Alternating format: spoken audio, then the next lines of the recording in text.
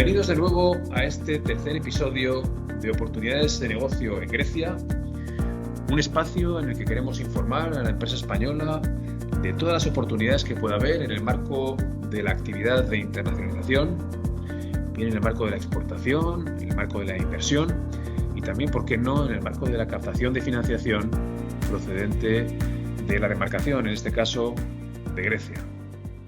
I now quickly change into English to welcome our guests. Renato, welcome. How are you? Hello, Jorge. Hello, everyone. I'm good and speaking from London. Thank you very much for joining us today, Renato. Renato Giacon is a trilingual international civil servant, banking and policy expert in EU affairs, European political economy and economic development, with a long track record working experience at the intersection of public policy, international development, and financial markets, global institutions. Many of them, such as the BERD, where he currently works, the OECD, the United Nations, and privately in the private sector at PwC and Oxford Analytica. I wanted to talk to you, Renato, today because of your deep knowledge of issues that have to do with mainly the Recovery and Resilience Fund, of the utmost importance now these days for most of the countries in the European Union, and specifically for Greece. Renato is, as of today, Principal Counselor in the EU Affairs team, Vice Presidency, Policy and Partnership with a secondment in banking to the EBRD Athens Residence Office. Very briefly and quickly, before getting to the Q&A, I would like to mention how important is the Recovery and Resilience Fund as of today, as I said a little bit before, in the case of Greece. Well, it's been very important, a very important alternative or tool that was created after the pandemic. It was of the utmost importance for Greece a couple months ago, with nice perspectives of growth, 4.5% for 2022, reasonable inflation, 0.8% in 2022, and a slight primary deficit, which was forecasted at 1.4% for 2022. It is even more important nowadays with the slight changes that has brought the war in Ukraine, inflation, and so on and so forth. So that being said, Renato, could you please shed some light on how the implementation of the resilience, Recovery and Resilience Fund, the so-called RRF, and disbursements of the recovery funds can be facilitated, given a fact that sometimes we don't bear in mind, which is the tight deadline of this initiative, with all grants front-loaded until December 2023 and the loans front-loaded until December 2026. Thank you, Jorge, for this very good introduction. And indeed, let me start by saying that the Next Generation EU program is the European Commission's 800 billion plan. Actually, this is amounts to more than 5% of the EU GDP, so clearly something with very big macroeconomic implications. And the whole goal is to make European economies more sustainable, more green, more resilient, and actually overall better prepared for what are the key challenges of the future, and i.e. green and digital transitions. If you think of it, Next Generation was the result of what we consider a game-changing decision of European leaders. Some even talk about an Hamiltonian moment with a comparison to the founding fathers of the states. They decided to use the borrowing power and high rating of the European Commission to actually then transfer resources to boost the economic recovery from the COVID-19. So let's remember that was the context a couple of years ago. But at the same time, looking long-term to address the policy priorities, in particular around the green and digital investments. So far, over the past year and a half, and actually it's been even yesterday an announcement, the market reaction has been very positive. The Commission issued several bonds issuances, quite a few of them long-term, with more than 10 years maturities. And this includes also the first green bond ever from the European Commission. And overall, that had a very strong oversubscription rate and favorable pricing conditions. So all in all, on the borrowing side, that's been a success so far. The large majority of the budget of NGEU, actually 100% of the loans and 80% of the grants, is channeled through what you referred to before, the RRF facility. Each member state in the EU can request therefore grants and loans at concessional terms, and this is based on a few criteria, mainly macroeconomic indicators, and they have to boost the structural reforms, but also the very important public and private investment that are so needed in most of Europe. Such investments are actually the preferred options that the EU leaders took rather than just short-term fiscal transfers. There are other programs at the EU and national level that rather target the short-term transfers. This is really for long-term investments. The goal is actually to increase and raise potential growth rates, which we all know due to lagging productivity has been quite low over the past 10 years, and helping even more importantly economic convergence across the EU and the euro area, which we again has been a big problem over the past few years, especially for the southern European member states, including Greece. This is very significant, and as the decision was to move the goalpost from mutualizing legacy debt, the famous euro bond that has been a no-go from the very start, to actually financing new investments. Therefore, politically and from a marketing perspective, has been another success. The large majority of the funds, as you said before, is actually front-loaded. Concretely means that in terms of grants, 70% has to be committed, not disbursed, by the end of this year, the remaining 30% by the end of next year. This is actually a very tight timeline. From our point of view of an implementing partner, large projects, let's say around 100 million euro and over, they're usually actually included ex ante with a good level of details in the country recovery plan, and that was also the case for Greece. On the other hand, smaller projects, still financed by grants, but that are part of broader investment programs, might actually be selected later on through public tenders or similar procurement procedures. On the loan side, and then actually where the BERD perspective and my own role comes into play, there is a slightly longer time frame until the end of 26. For EBRD, it's actually end of 25. That's the end of the current mandate in the country, but it's still a few years from now.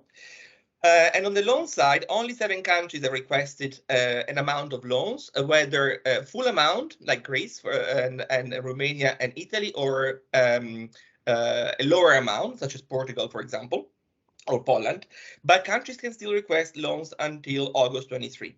The decision to take loans, as was the case for Greece, and we actually support that decision in the case of Greece, was largely based on the cost of funding of the country compared to the bonds emissions of the European Commissions of the past year and a half with the Next Generation EU program. But on the other hand, it's not just a matter of a differential of interest rates, but also of financing needs in the country. I think on both aspects, Greece clearly had a strong need for not only the grants, but also the concessional loans. Private projects to be financed by the loans actually depends on what we call the international financial institutions, the national promotional banks, and commercial banks pipelines.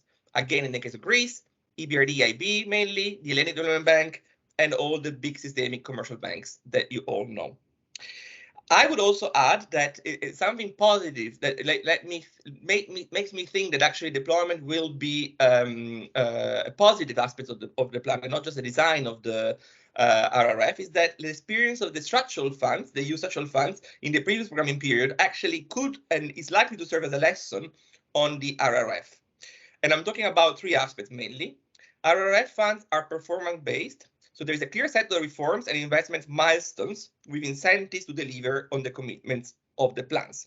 Greece already delivered on the first tranche and received the subsequent amount of funds actually in these days.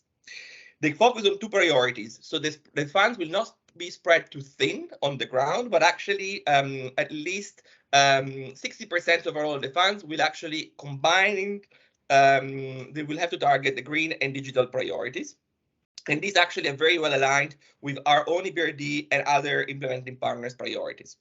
Third, and this is a bit more legalistic. I think the regulation behind the RRF funds, the EU regulation, actually overall is a bit lighter than the common provision regulation that was guiding the structural funds in terms of reporting, admin requirements, and there is actually more autonomy and ownership at the level of implementing partners such as the BRD, but also the managing authorities. Thank you, Jorge. Thank you for a very elaborated answer to the question, which brought a lot of light, I believe, to all of us regarding the issue. We following up a little bit on with the way the RRF works. We recently heard, we recently got the 13th enhanced supervision report on Greece, which, by the way, was very positive. And regarding the milestones dealing with the second disbursement of the RRF to Greece. But sometimes it's not very easy to know where we are at in all that chronology, in all that process. So here, my question for you is, could you please elaborate a little bit on how the countries must present their plans to the European Commission and the Council so that the program becomes effective? And could you please tell us then, what is the current situation in the case of Greece? Thank you, Jorge. Indeed. So as you said, Greece, as every other EU country, must present such plans once they've been finalized to Commission and Council. Usually the approval of the Commission is the first one to be received.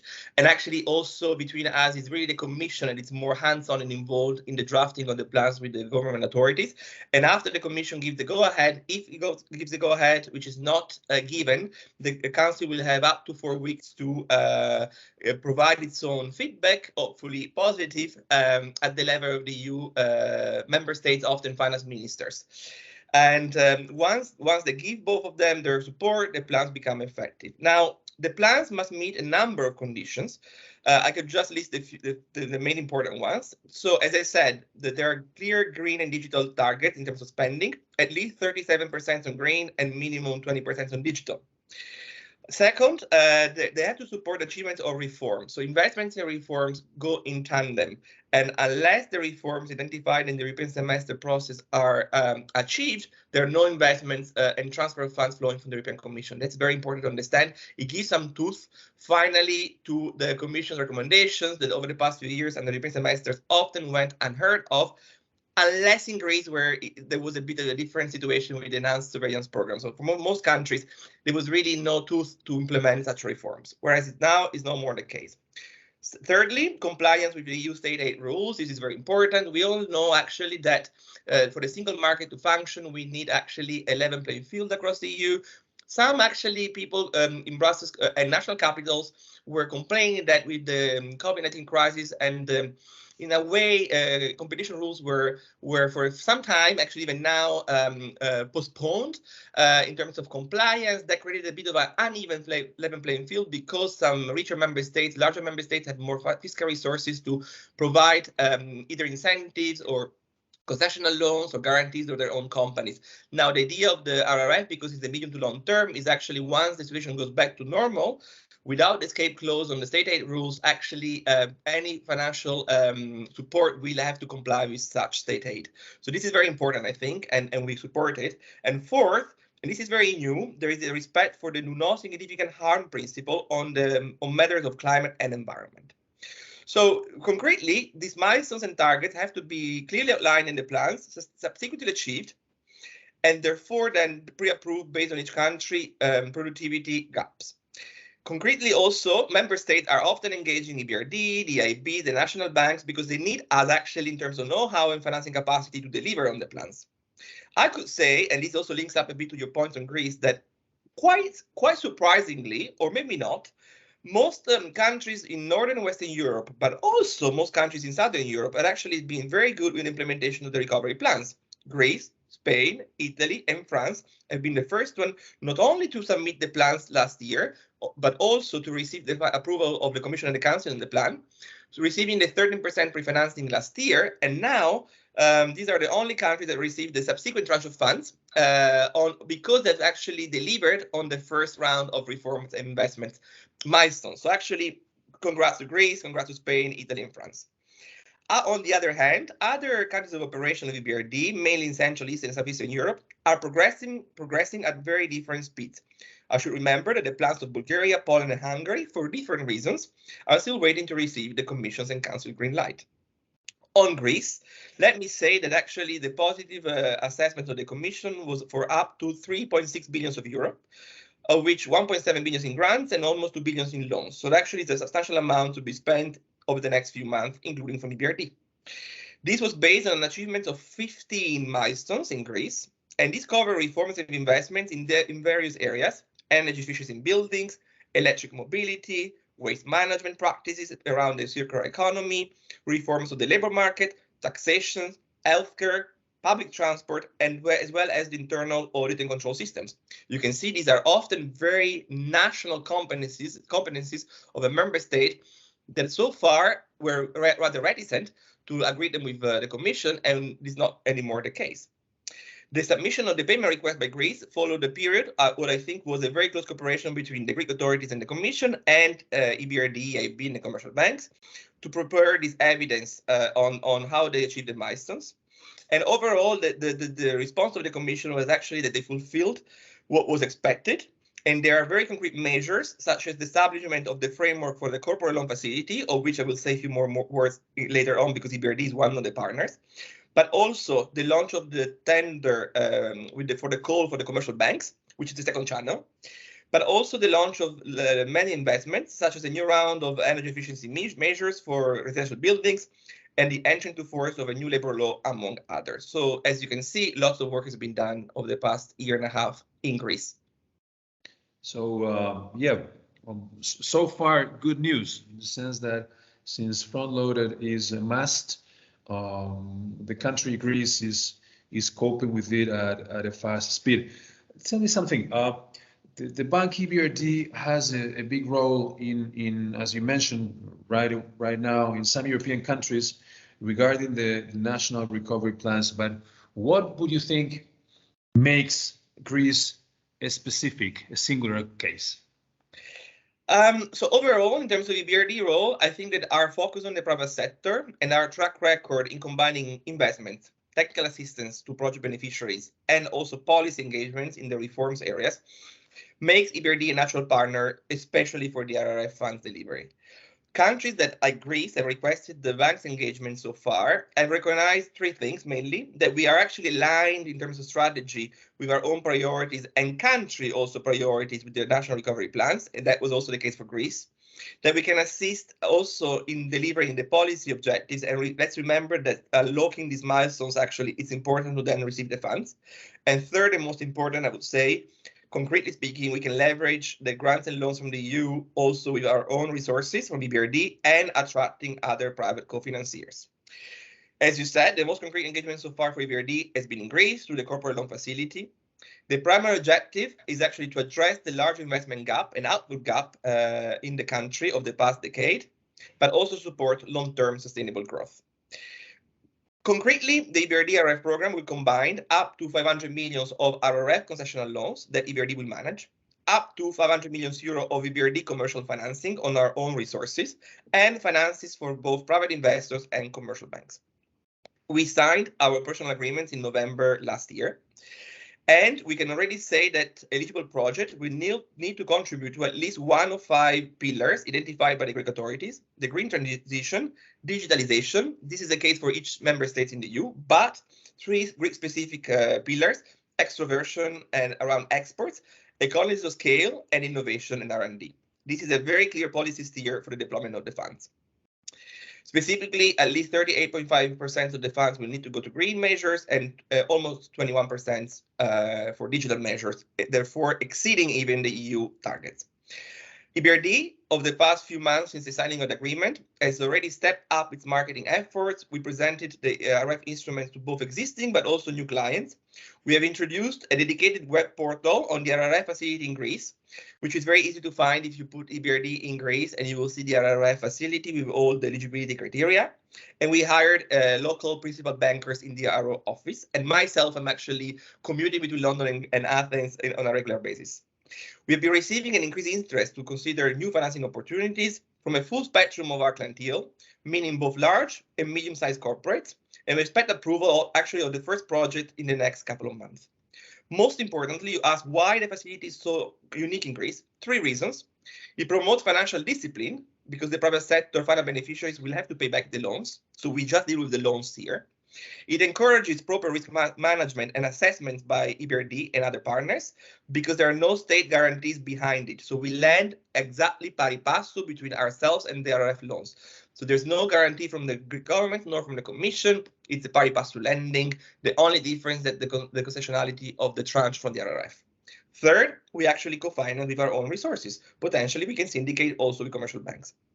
Finally, I believe that in view of the tightening interest rate environment and inflationary measures and pressures in the future, actually the utilization of the RRF funds will be even more indispensable as a tool to Greek corporates, including SMEs, toward unlocking their growth potential and remain competitive in the future.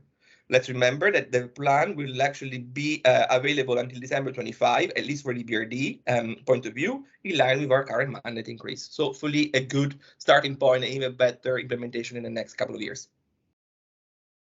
Excellent, excellent. So yeah, as you said, financial discipline, proper risk assessment, and I wrote down here also co-financing, so leveraging, big points, very interesting and important.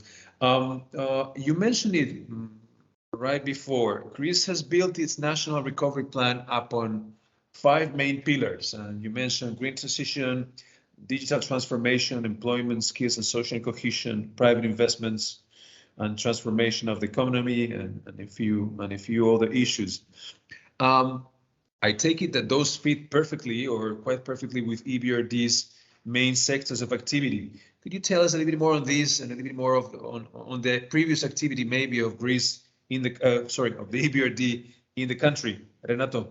Thank you, Jorge. So indeed, actually, the country strategy for Greece was published by EBRD last year, so it's very recent and I think up to date. And it goes up to the end of our mandate in the country. Our priorities are strengthening the competitiveness of the private sector. We want to support sustainable energy and infrastructure and enhance the resilience of the financial sector.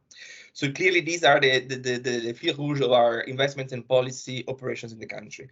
So far, we actually invested more than 5.6 billion euro in over 90 projects only in 6 years since we entered the country. Let's remember that EBRD entered the country due to the sovereign debt crisis and the need for further investments. Actually, Greece, quite surprisingly, has been ranking at the very top or close to the very top of our top countries of operation in terms of volume of investment.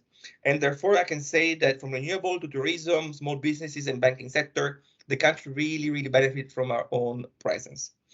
Despite last year being a difficult year overall for most of our countries, actually, EBRD invested 840 million in Greece just last year. In 20 projects. This actually was a groundbreaking year for EBRD in Greece.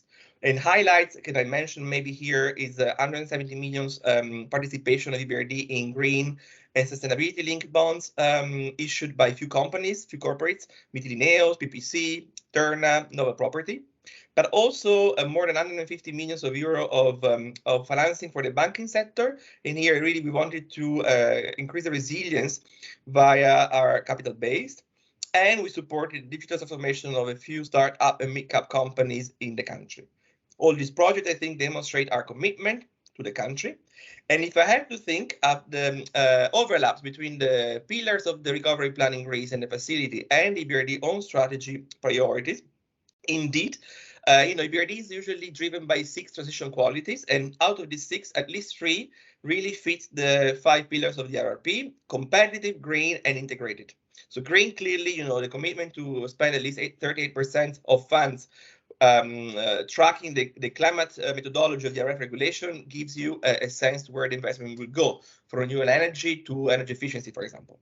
Competitive, I think that the fact that more than 20% of the funds will have to track the digital transition gives a competitive edge to the funding, but also really what we want to do and the Greek authorities want to do is to support the shift of the Greek growth model from consumption to productivity, supporting innovation of products, but also of services, being Greece a services-based economy, and as well as increase the economies of scale of the average Greek business.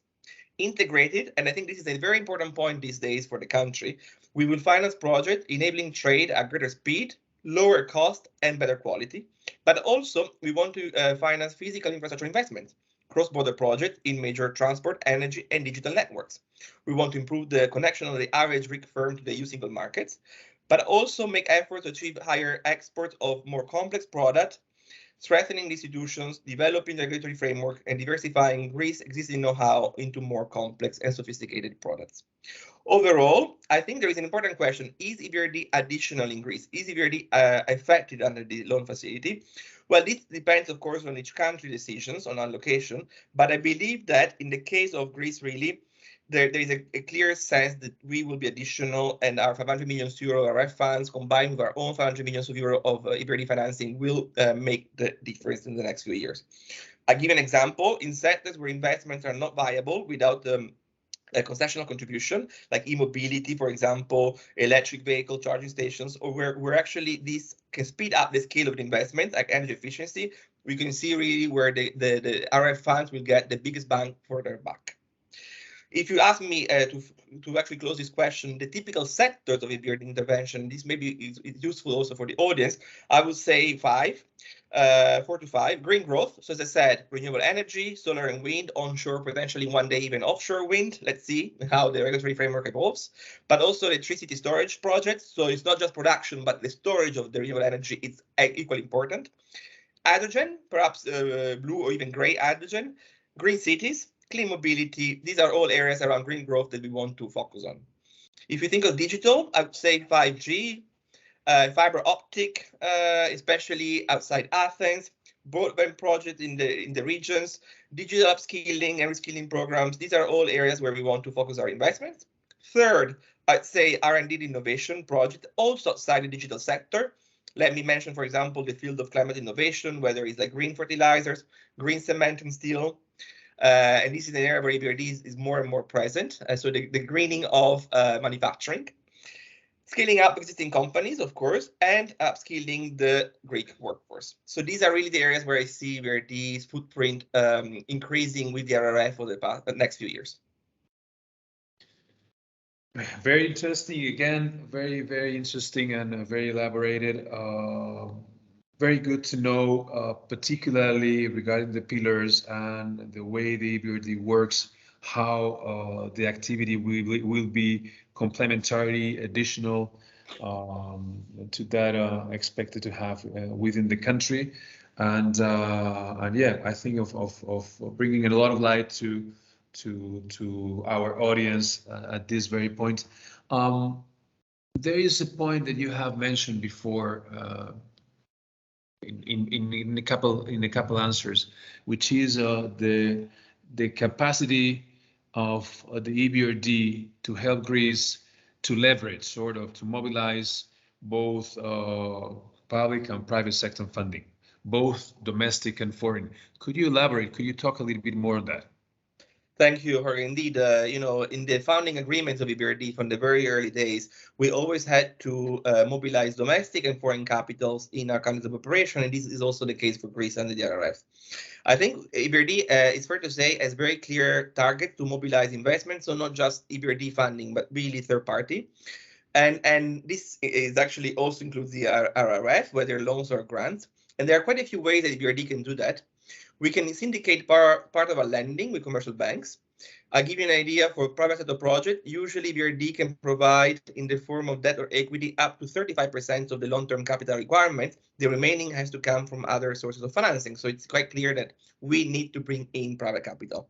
Usually pricing on the debt will reflect the country and commercial risks and will be conformed to the prevailing conditions in the syndicated loan market. Again, this is something that EBRD does. I know IFC also does too. Not many other IFIs syndicate with commercial banks, so I don't think it's the case for EIB. So this is clearly not the value of my institution in the Greek market.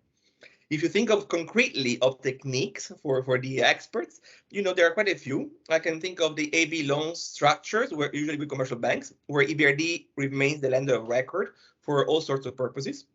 We can do parallel lending with commercial banks, in this case supported by the export credit agencies or directly with the ECAs. We could do sometimes private placements of equity. Let's remember that EBRD does equities as well as debt. We can do that financing together with institutional investors, pension funds, asset manager, so overall long-term investors beside the commercial banks world. We can actually, and this is quite recent, we can do unfunded risk participation with insurance companies, Credit Re, Swiss Re, all the big ones actually are partners of EBRD in quite a few countries. And of course, we can do guarantee facilities at portfolio level with the commercial bank. So as you can see, EBRD is well positioned to bring in private capital to the country in the future, as we did in the past. I see. You have a good pool of different instruments that cover pretty much all the alternatives to serve your purpose when it comes to funding. Let me ask you something else, Renato. Companies and our companies, Spanish companies, are no exception to that rule. Look at the bank, at the EBRD worldwide, not only here, of course, as a risk mitigant, a guarantee that projects will be duly executed and funded, and so on and so forth. But how does the EBRD itself mitigate its risks? Thanks, Jorge. It's a very good question that we are often asked when we interact with commercial banks and clients. So EBRD standing as an IFI and our preferred creditor status are taken into account every time we assess the risks. So usually loans by EBRD are, by definition and tradition, excluded from sovereign debt restructuring and rescheduling. This is actually an important point to be made. Banks that co-lend with us in EBRD loans where we remain the lender of record will actually tend to share the benefits of our status. Let's remember that all transactions under the Greek loan facility will be subject to our own EBRD due diligence process. The credit quality of the universe of all borrowers, small, medium, and larger corporates, will actually will not deviate from the standard EBRD requirements. Also, and this was actually a request of the Greek government, project will need to meet not only our own sound banking requirements in principle, but also have a net positive present value, the so-called NPV. Furthermore, I would say that a detailed risk analysis will be undertaken for each project within the framework, within the facility, no matter the different sectors, financial structure envisaged.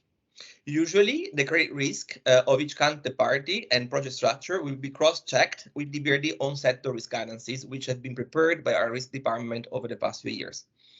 Maybe just to close on this one, to give you a bit of a look into our own kitchen, the risk management department of EBRD is actually the guardian of our pricing policy. It's responsible for independently managing the credit and market risks that could arise from our banking portfolio, as well as the treasury portfolio, really, which has been over the years increased. But here I'm talking about banking operation mainly. And all operational risks that could arise in our activities. You can imagine how EBRD being present in Ukraine, in Turkey, in Egypt, in countries where political risk is quite high, means that our credit department has to be always on top of arising risks. I would just end saying that, acting as a second line of defense, this department, with whom I work very closely in Greece and other countries, ensures what I think is an independent and efficient risk management advice practices. And here we're talking about quite a few aspects, but from providing assurance to all our stakeholders, so the government authorities, the European Commission, rating agencies, that the risk decision-making in EBRD is balanced and within an agreed risk appetite framework and statement, but also that they can really support a project by project, the EBRD strategy, through the provision of an effective delivery of risk management practices. So overall, I think they can give you a bit of an understanding of the risk management practice of EBRD and how we might mitigate our risk. And hopefully we can also help our clients and commercial banks and investors to mitigate such risks in any country where we operate, including Greece with the loan facility. Thank you, Renato. A lot of information. I would just mention that I would recommend the audience to listen to the podcast maybe not only once, but maybe a couple times, because I think it was loaded with very interesting information. You mentioned front loading, very important for the audience. Hurry up. Front loading ends in 2023, 2026, depending on the capacity. A very good preliminary assessment by the European Commission. Milestones have been fulfilled and the disbursements are going to happen very fast. Very important. Corporate loan facility actually implies leverage capacity with respect to regards to the funding. So the funding goes beyond what the RRF data apparently means. And finally, keep an eye on what an institution like the BERD is doing, because it helps reduce somehow or balance somehow risk. Renato explained us how the bank itself copes with that risk reduction. Renato, thank you very much for being with us today. Thank you, Jorge. It was a pleasure for me as well. Thank you very much. And we will talk to the audience very soon in our next Oportunidades de Negocio en Grecia, in our next episode. See you then.